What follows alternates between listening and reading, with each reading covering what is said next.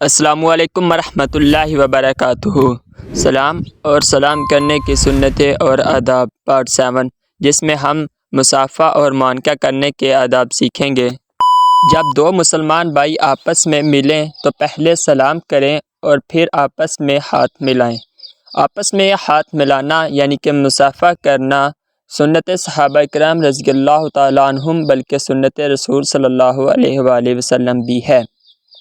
حضرت ابو الخطاب رضی اللہ تعالیٰ عنہ ارشاد فرماتے ہیں کہ میں نے حضرت انس رضی اللہ تعالیٰ عنہ سے پوچھا کہ مصافحہ کرنا حضور نبی کریم صلی اللہ علیہ وآلہ وسلم کے صحابہ میں مروج تھا، تو حضرت انس رضی اللہ تعالیٰ عنہ نے ارشاد فرمایا جی ہاں، اس لیے جب دو مسلمان بھائی آپس میں ملیں تو سلام کے ساتھ ساتھ مصافحہ کرنا بھی سنت ہے۔ اب مصافحہ کرنے کے فائدے کیا ہے؟ سب سے پہلے تو یہ کہ آپس میں جب ہاتھ ملائیں گے تو کینہ ختم ہوگا اور عداوت ختم ہوگی، اور ایک دوسرے کو تحفہ دینے سے آپس میں محبت بڑھے گی۔ حضور نبی کریم صلی اللہ علیہ وآلہ وسلم کا ارشاد ہے، ایک دوسرے کے ساتھ مصافحہ کرو، اس سے کینہ جاتا رہے گا، اور ایک دوسرے کو ہدیہ بھیجو، اس سے محبت بڑھے گی اور دشمنی جاتی رہے گی۔ اس لیے ہمیں ایک دوسرے کے ساتھ جب بھی ملیں تو مصافحہ کرنا چاہیے اور آپس میں ایک دوسرے کو ہدیہ یا تحفے بھیجنے چاہیے۔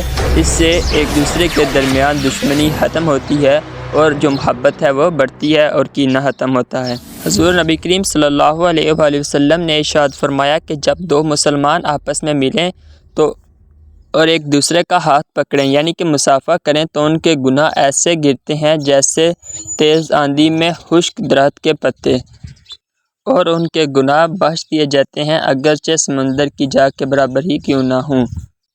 آج ہم نے دیکھا مصافحہ کرنا سنت صحابہ کرام رضی اللہ تعالیٰ عنہم بلکہ سنت رسول صلی اللہ علیہ وآلہ وسلم ہے، اور مصافحہ کرنے کے فوائد دیکھے۔